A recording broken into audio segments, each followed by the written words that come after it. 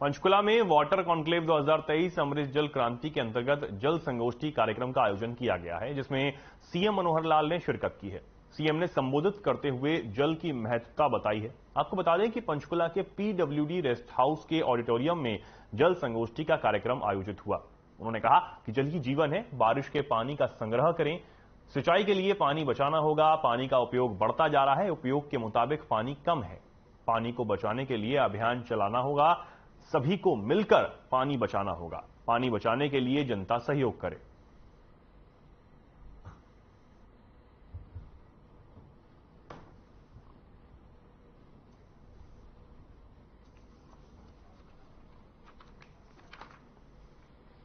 कि किसानों के बहुत बड़े पैरोकार, मैं कहूंगा किसानों के मसीहा, पूर्व मुख्यमंत्री पंजाब, केंद्र में भी वो मंत्री रहे, आज हमारे बीच वो नहीं रहे हैं। मुझे अचानक याद आया कि पिछले जून में वो अस्वस्थ हुए, इसी प्रकार से अचानक ज्यादा ही अस्वस्थ थे, तो मैं अस्पताल में उनको पूछने के लिए गया। बेड रिडन थे, हालचाल पूछा। उन्होंने एक ही वाक्य कहा, सीएम साहब कैसे है? मैंने ठीक है, हरियाणा में सब लोग ठीक हैं, किसानों का जरा ध्यान रखना। यानी almost he was bedridden. जैसे अभी स्थिति रही उसी प्रकार की स्थिति उस समय उनकी बन गई थी, लेकिन ऐसे अवसर पर भी उन्होंने किसानों को याद किया कि किसानों की चिंता करना। तो मैं समझता हूं आज की इस जलगोष्ठी संयोग ही ऐसा है, आज का दिन वो हमारे बीच में नहीं रहे, तो मैं तो चाहूंगा कि ये जो जल संगोष्ठी है ये उन्हीं को समर्पित की जाए। देवेंद्र सिंह जी ने बताया है कि पानी ये हमारे लिए अमृत है। पानी हमारा, जल ही जीवन है, जैसा कहते हैं हमारा जीवन है। पानी के बिना कुछ नहीं है। शायद कुछ समय तक अन्न के बिना व्यक्ति रह सकता है, लेकिन जल के बिना नहीं रह सकता। जल उसका एक प्रवाह है, उसका एक साइकिल है, प्रकृति का साइकिल है। उसमें जल की हमको प्राप्ति होती है। प्राप्ति के साधन मुख्य रूप से वर्षा है। वर्षा भी एक हमारे क्षेत्र में वर्षा होती है और एक वर्षा मानो हमसे दूर पहाड़ों में होती है, तो पहाड़ों का जो एक पानी का प्रवाह है उसका हिस्सा हमको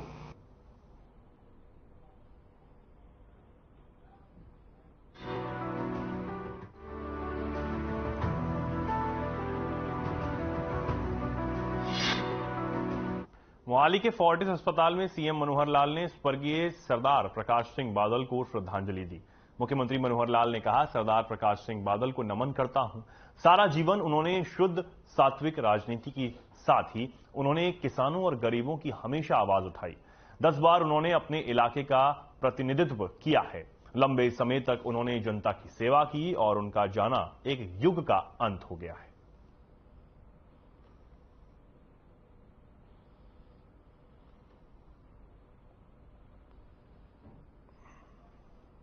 वर्ष की आयु के बाद आज अचानक हमारे बीच में नहीं रहे। वो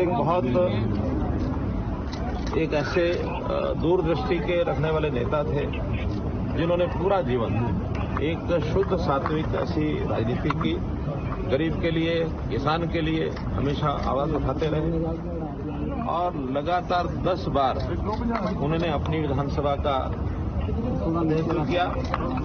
20 साल तक वो पंजाब प्रदेश के मुख्यमंत्री रहे। इतने लंबे समय तक उन्होंने जनता की सेवा की है, जनता उनकी मुरीद रही है। एक युग का आज अंत हुआ है। मैं अपनी ओर से, हरियाणा सरकार की ओर से, हरियाणा की जनता की ओर से उनको अपनी श्रद्धांजलि अर्पित करता हूं। प्रभु से प्रार्थना करता हूं कि उनकी आत्मा को अपने चरणों में स्थान दें।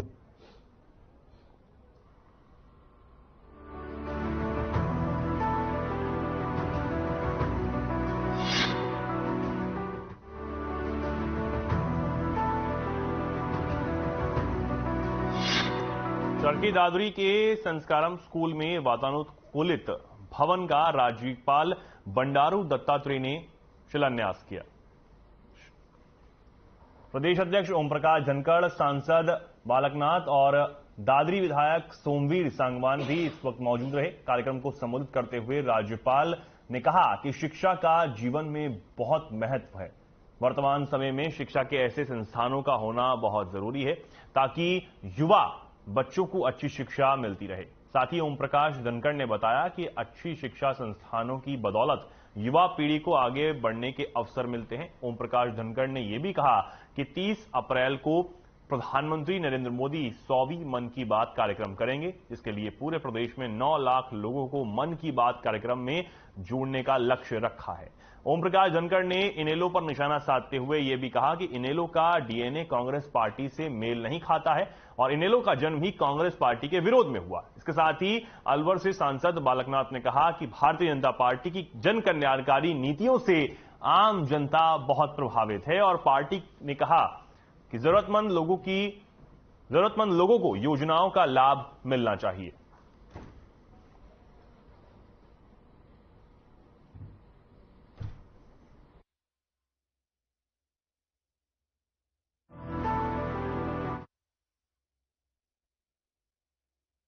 प्रमुख तय कर रहे हैं। 3,76,000 पन्ना प्रमुख हमारे तय हो रहे हैं और उसी के आधार पर हम अगला चुनाव 2024 का लड़ेंगे।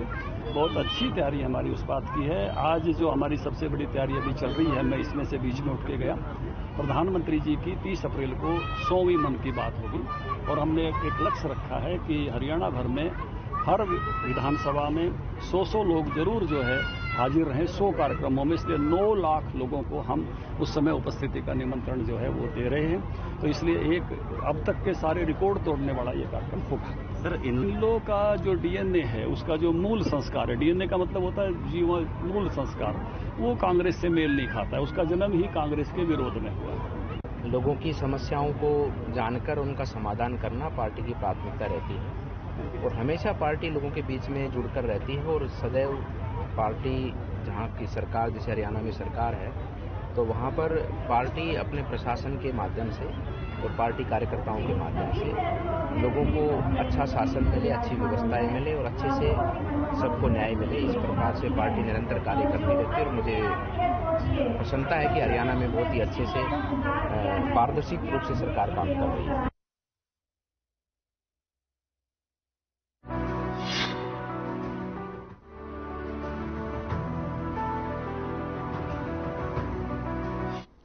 कांग्रेस की राष्ट्रीय अध्यक्ष, महासचिव और पूर्व केंद्रीय मंत्री कुमारी शैलजा ने यमुनानगर में मीडिया से बातचीत की।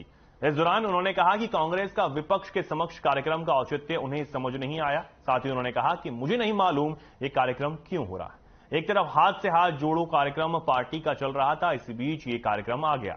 साथ ही उन्होंने कहा कि उन्हें नहीं मालूम कि वो लोग ये कार्यक्रम क्यों कर रहे हैं। आपको बता दें कि हरियाणा के पूर्व मुख्यमंत्री भूपेंद्र सिंह हुड्डा और प्रदेश कांग्रेस अध्यक्ष उदयभान हरियाणा के कई जिलों में विपक्ष आपके समक्ष कार्यक्रम आयोजित कर रहे हैं, जिसमें कुमारी शैलजा शामिल नहीं हुई। कांग्रेस महासचिव ने यह भी स्वीकार किया कि हुड्डा शासनकाल के 10 साल के कार्यकाल में उत्तर हरियाणा की अनदेखी हुई। उन्होंने कहा कि जो विकास होना चाहिए था वो नहीं हुआ।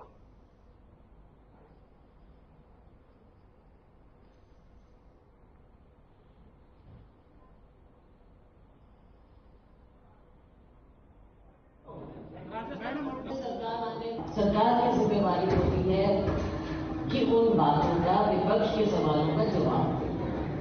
परंतु आपने देखा कि राहुल गांधी जी ने जो बातें रखी, वो ऐसी बातें रखी थी जो सार्वजनिक रूप से सब जगह मीडिया में अवेलेबल थी, पब्लिक प्लेटफॉर्म्स पर अवेलेबल थी। वो बातें राहुल गांधी जी ने उठाई। पहली बात आप देख लीजिए कि उनकी बात को और राज्यसभा में हमारे नेता प्रतिपक्ष, हमारे कांग्रेस के अध्यक्ष खड़गे जी की बातों को एक्सपेंड कर दिया गया। ऐसा पहले नहीं हुआ है। अनपार्लियामेंट्री बातों को भी एक्सपेंड किया जाता है। ये भी हमारी प्रथा रही है संसद।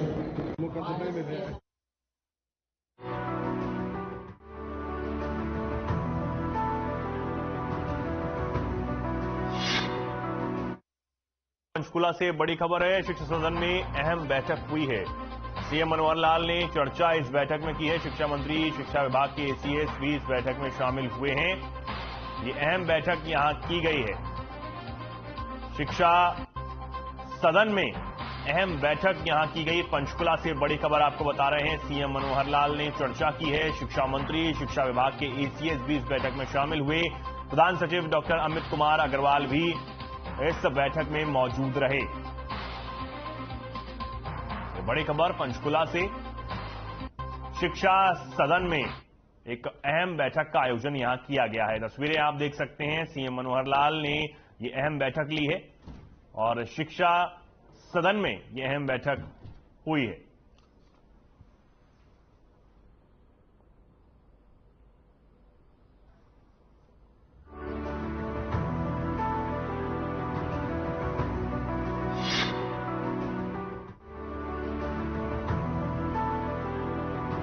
नशे के खिलाफ अंबाला पुलिस का विशेष अभियान लगातार जारी है। आए दिन बड़े नशा तस्कर अंबाला पुलिस के शिकंजे में फंसते जा रहे हैं। इसी कड़ी में अंबाला पुलिस के हाथ एक और बड़ी कामयाबी लगी है। अंबाला पुलिस ने कारें खरीदने और बेचने की आड़ में अफीम की तस्करी करने वाले गिरोह का पर्दाफाश किया। पकड़े गए गिरोह में एक महिला भी शामिल बताई जा रही है। इनके कब्जे से पुलिस ने 2 किलो 600 ग्राम अफीम बरामद की है, जिसकी मार्केट वैल्यू 5 से 6 लाख रुपए बताई जा रही है।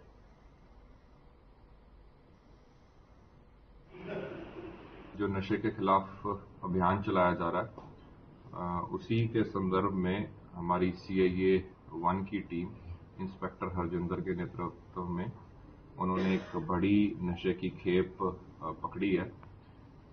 सीआईए की टीम के पास एक मुखबरे खास से सूचना प्राप्त हुई थी कि कुछ लोग हरियाणा के बाहर से नशे की बड़ी खेप अंबाला लेकर आ रहे हैं, जिसके ऊपर नाकाबंदी करते हुए हमारी सीआईए की टीम द्वारा एक गाड़ी को फ्लैग डाउन किया गया।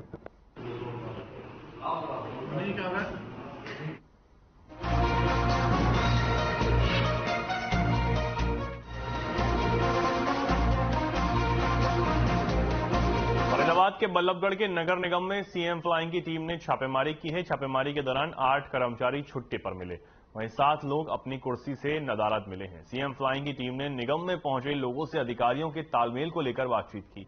साथ ही लोगों की परेशानियों को भी देखते हुए नगर निगम में छापेमारी की गई।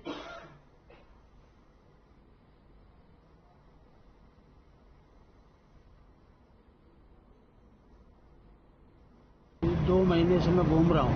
मेरा हाउस टैक्स भरा हुआ, डेवलपमेंट भरा हुआ, दोबारा आ चुका, दोबारा आ गया। अब मैं तो हाउस टैक्स डबल भी भर दिया, आज डबल भी भर दिया, क्योंकि यहाँ सुन नहीं रहा था कोई। जब कोई नहीं सुन रहा तो मैं डबल भरना पड़ा मेरे मजबूरी में है। अब इनने कागज पत्र सब ले लिए, सब कुछ, कोई ये किधर नहीं बता रहा। आप वहाँ चले जाओ, आप वहाँ चले जाओ, आप वहाँ चले जाओ, आप वहाँ कहीं घुमाते रहे। क्लियर हमें बता दो कि वहाँ से काम होगा। अब बताया ऑनलाइन करवाओ। अब ऑनलाइन सुबह से कराऊँ तो ऑनलाइन वाले बंद है, सिस्टम बंद है। तो मैं अब क्या करूँ? एप्लीकेशन लाया, एप्लीकेशन सुनाई नहीं दी। ये हमारा काम नहीं जी, एप्लीकेशन काम नहीं, अब तो ऑनलाइन सिस्टम हो गया।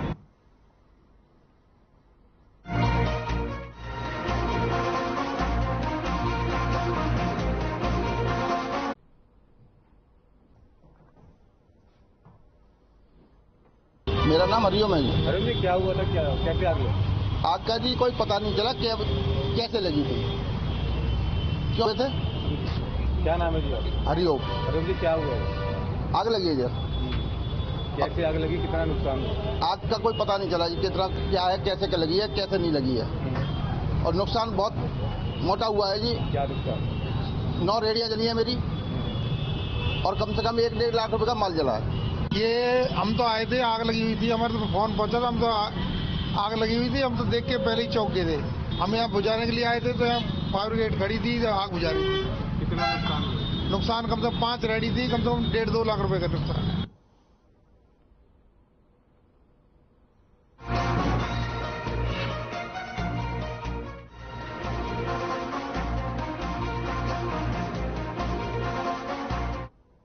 अपनी 4 सूत्रीय मांगों को लेकर भारतीय मजदूर संघ ने रेवाड़ी जिला सचिवालय पर जोरदार प्रदर्शन कर जिला उपायुक्त के माध्यम से प्रधानमंत्री के नाम ज्ञापन सौंपकर इन्हें जल्द पूरा करने की अपील की। भारतीय मजदूर संघ के पदाधिकारियों के मुताबिक बीते 7 अप्रैल से 9 अप्रैल 2023 तक पटना में भारतीय मजदूर संघ का त्रिवार्षिक राष्ट्रीय सम्मेलन हुआ था, जिसमें 4 प्रस्ताव पारित किए गए थे और निर्णय लिया गया था कि सभी जिला मुख्यालयों पर प्रदर्शन कर प्रधानमंत्री के नाम ज्ञापन सौंपकर इन्हें पारित करने की अपील की जाएगी। आपको बता दें कि सामाजिक सुरक्षा, ठेका प्रथा को समाप्त करना, राष्ट्रीय श्रम नीति बनाना और न्यूनतम मजदूरी की जगह जीविका मजदूरी तय करना आदि इनकी प्रमुख मांगे हैं।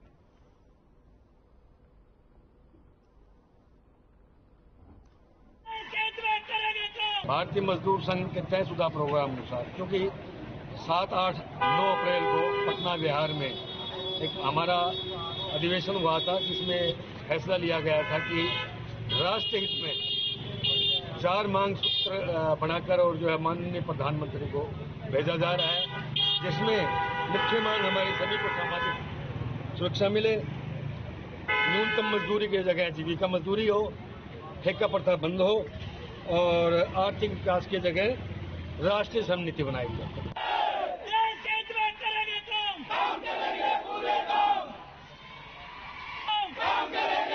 अपनी समस्याओं को लेकर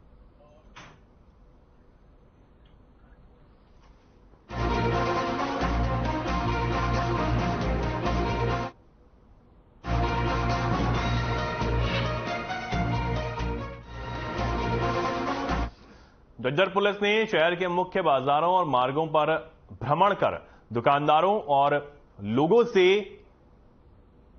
अपील की है कि अपनी दुकानों के बाहर सीसीटीवी कैमरे लगवाएं ताकि किसी भी आपराधिक वारदात को रोका जा सके। इसके अलावा उन्होंने दुकानों के बाहर होने वाले अतिक्रमण को हटाने की भी अपील की ताकि झज्जर शहर साफ सुथरा नजर आए।